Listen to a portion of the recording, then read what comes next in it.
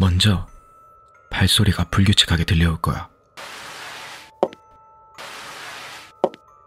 이 소리가 들리면 뒤에 그 여자가 있다는 뜻이야. 왼쪽 구두굽이 부러져 있어 다리를 질질 끌고 다니는 소리고, 그에 반해 반대쪽 구두는 멀쩡해서 걸을 때마다 대조를 이루는 듯 뾰족한 소리가 들려.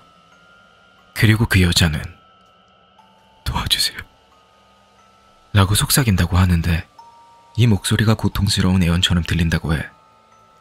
다쳤어요. 제발 도와주세요. 절대 뒤돌아보면 안 돼. 돌아보면 붙잡히게 되거든. 뛰어도 안 돼. 뛰어도 결국 붙잡히게 되고 다치게 된다고 하거든. 우리 마을에 떠돌아다니는 루머인데 아무튼 그렇다고 해. 보통 작은 마을에는 최소 하나씩 이렇게 떠도는 무서운 이야기가 있잖아. 마을 사람들 모두가 아는. 그리고 그 이야기가 사실이라고 믿는 친구들이나 그 귀신을 직접 봤다는 친척이나 할아버지 이야기. 우리 마을은 앞서 말한 절름발이 여자 이야기가 그런 경우에 해당하고, 소문에 따르면 그 여자는 몇십 년 전 초등학교 교사였대. 어리고 아름답고, 그리고 끔찍한 살인사건의 피해자였대. 하루는 그녀가 퇴근한 뒤 부모님과 함께 살던 집으로 걸어가는 도중 누군가 그녀를 따라오는 것을 느꼈고 속도를 높여 걸었는데, 그런데 뒤따라오던 남자도 같이 속도를 높이는 거야. 그렇게 두 사람 다 어두운 시골길로 달려내려갔는데, 안타깝게도 뛰어가는 도중 구두 휠이 부러지면서 발목도 같이 부러져 쫓아오던 남자한테 잡혀서 그만.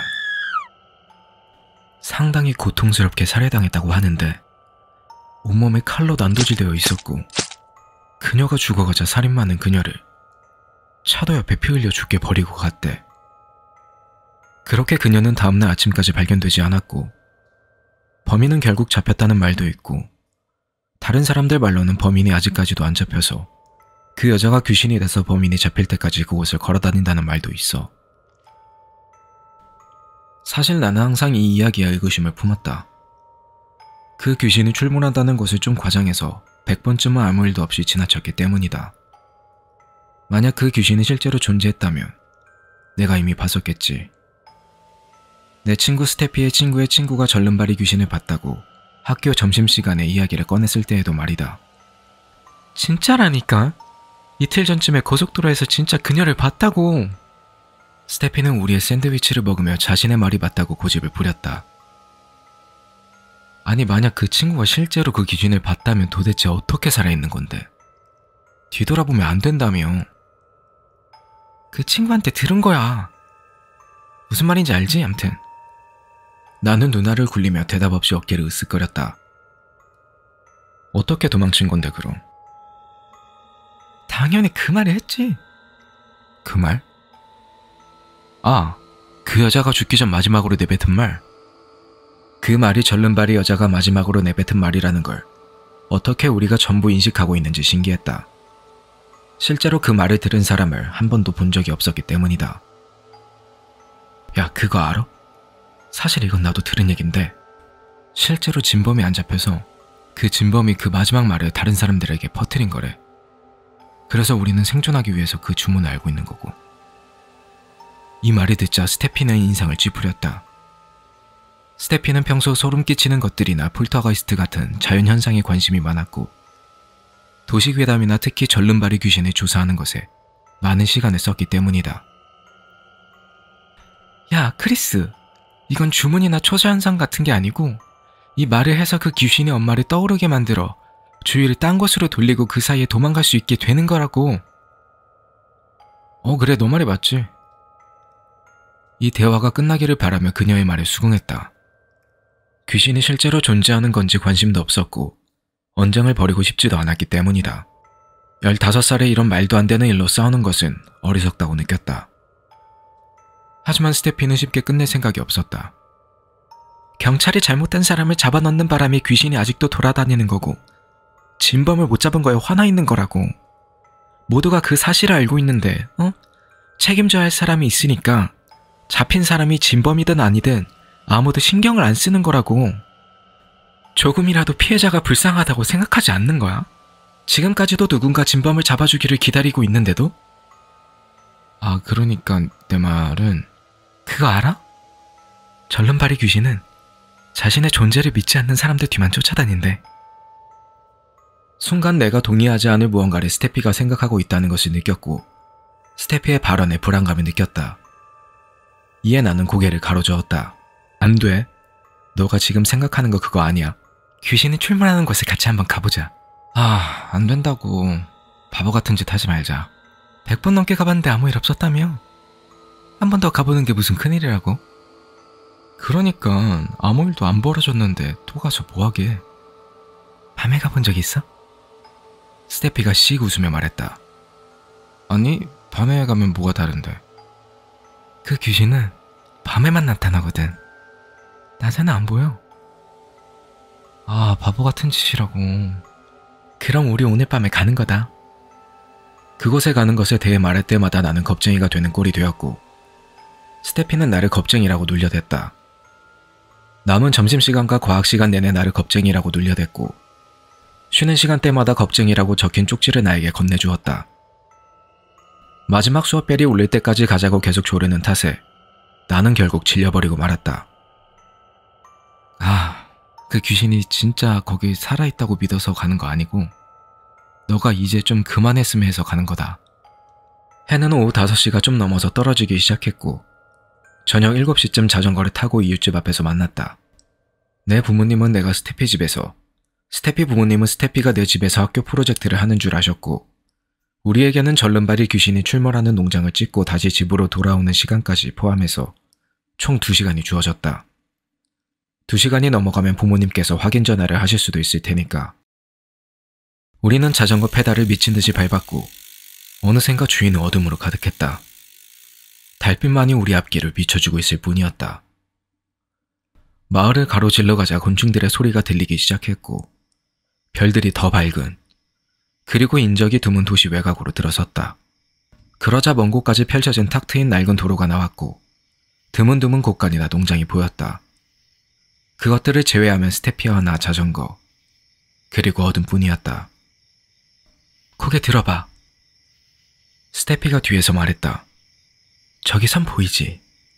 저기 넘어서부터는 그 여자 귀신이 출몰하는 곳이야.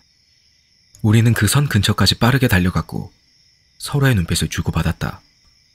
무서워? 스테피가 흥분에 가득 찬 표정으로 물었다. 그냥 그래. 사실 솔직한 대답이었다. 긴장되긴 했지만 귀신의 존재 때문이 아니라 해가 없는 인적이 드문 곳에 있었기 때문이었다. 잊으면 안 돼. 뒤돌아보면 안 되고 뛰면 더 안 돼. 그 귀신이 가까이 다가와서 속삭이기 전까지 무서워도 그 자리에 무조건 가만히 있어야 돼. 스테피는 내가 웃지 못하게 매우 심각하게 말했다.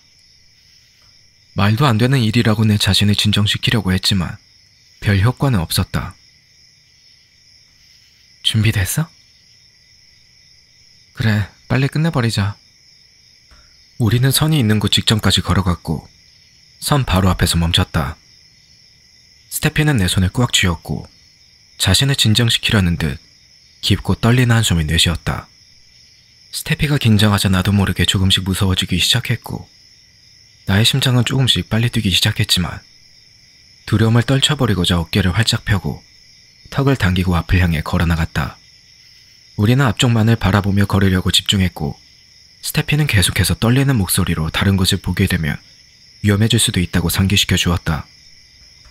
걷기 시작한 지 1~2분 정도가 지났고 시간이 정말 천천히 흐르는 것 같았지만 정작 아무 일도 일어나진 않았다. 나의 두려움은 조금씩 수그러들었고 두려움은 이내 안도감으로 바뀌었다. 내가 앞서 말했던 것처럼 100번 넘게 이 길을 지나다녔어도 아무 일도 벌어지지 않았기 때문이다. 야, 스테피, 내가 말했잖아. 어? 신기하게도 갑자기 주위가 너무나도 조용해진 것이 느껴졌다. 우리가 이곳에 도착했을 때 들렸던 벌레가 우는 소리도 멀리서 새가 우는 소리도 더 이상 들리지 않았고 심지어 바람이 부는 것 또한 느껴지지 않았다. 오직 우리의 숨소리만 들릴 뿐이었다. 그런데 스테피는 아무것도 느끼지 못했는지 옆에서 실망 섞인 한숨을 내쉬고 있었고 나는 주변이 갑자기 조용해진 걸 스테피가 눈치채지 못했는지 순간 궁금해졌다. 어떻게 이 탁 트인 도로가 밀실처럼 어둡고 침묵으로 가득한 공간까지 됐는지를 말이다. 그런데 이 말을 하려는 순간 가위에 눌린 것 마냥 목소리가 목에 걸려 더 이상 나오지 않았다. 막 상황 파악을 하고 있을 찰나 우리 뒤쪽에서 누군가 잔디를 밟는 소리가 들렸고 뒤와 자갈을 밟는 소리가 들려왔다. 그런데 이 소리가 마치 잔디밭에서 자신의 몸을 질질 끌고 길가로 나오는 소리처럼 들렸다. 그 소리를 듣자마자 온몸에 털이 곧게 서는 느낌이 들었다. 크리스! 너무 긴장한 탓에 스테피의 손에 있는 힘껏 세게 잡고 있었다. 스테피의 시선은 느꼈지만 쳐다볼 수가 없었다. 그리고 내 어깨 뒤쪽에서는 한 여자가 슬프게 흐느끼기 시작하는 것이 들려왔다. 도와주세요. 그녀는 매우 서럽게 울고 있었다. 야, 스테피. 나한테 다가오는데 어떡하지? 그런데 스테피는 무서워하기는커녕 코웃음을 쳤다. 재밌네. 알았어, 인정할게. 절름발이 귀신 없는 거다. 무언가 매 걸음마다 울음소리를 내며 우리 쪽으로 천천히 다가오는 소리가 들렸다. 부탁이에요. 너무 아파요. 근데 그 자식은 아직도 잘 살고 있어요. 야, 스테피, 제발. 진짜 다가오고 있다고. 진심으로 눈물이 왈칵 쏟아져 나올 것만 같았다. 엄청난 공포로 인한 긴장감이 내 목소리에 담겨있다는 것을 느낀 스테피는 내가 더 이상 장난친다는 것이 아니라는 것을 알게 되었고 그녀는 내 전완근을 반대쪽 손으로 잡고 손톱이 내 피부를 파고들 때까지 꽉 움켜쥐었다. 잘 들어. 전에 말했듯이 그 귀신은 자신의 존재를 믿지 않는 사람들만 쫓아다녀. 어떻게 해야 되지? 머릿속이 새하얘졌다. 그녀가 나에게 조금씩 다가올 때마다 나는 미친 듯이 뛰어 달아나고 싶었지만 스테피가 내 팔을 완강히 잡고 있었기 때문에 도망갈 수는 없었다. 부탁이에요. 제발 뒤돌아서 저를 도와주세요. 그 절름발이 귀신은 계속해서 흐느껴 울며 말했다.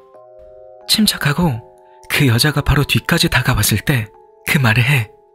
스테피가 서둘러 말했다. 무슨 말을 하라는 거야? 나는 소리치고 싶었지만 말을 할 수가 없었고 오직 스테피의 말만 들을 수 있었다. 소문에는 불규칙적인 발소리와 그녀가 살려달라고 애원한다는 것은 있었지만 아무도 썩은 피비린내에 대해 언급한 적은 없었다. 썩은 피비린내에 정신이 나갈 정도였으니까. 이에 손으로 코를 막고 숨까지 참았다. 스테피가 내 팔을 잡아당기며 나에게 무언가를 계속해서 말했지만 절름발이 여자 울음소리가 워낙 컸기 때문에 스테피의 말은 거의 들리지 않았다. 냄새는 점점 더 심해져왔고 너무 거북해서 토할 정도였다. 나는 스테피가 뭐라 하는지 듣기 위해 스테피 쪽으로 몸을 기울였고 스테피는 내 귀에 대고 말하기 위해 나를 스테피의 얼굴 쪽으로 바짝 당겼다. 잠시 후 패닉과 메스꺼움 사이를 뚫고 스테피가 외치며 말하는 소리를 들을 수 있었다. 그 말을 내뱉으라고! 어느새 절름발의 여자는 바로 우리 뒤까지 접근했고 그녀에게서 엄청난 한기가 뿜어져 나오는 것이 느껴졌다. 그 단어라. 나는 생각했다.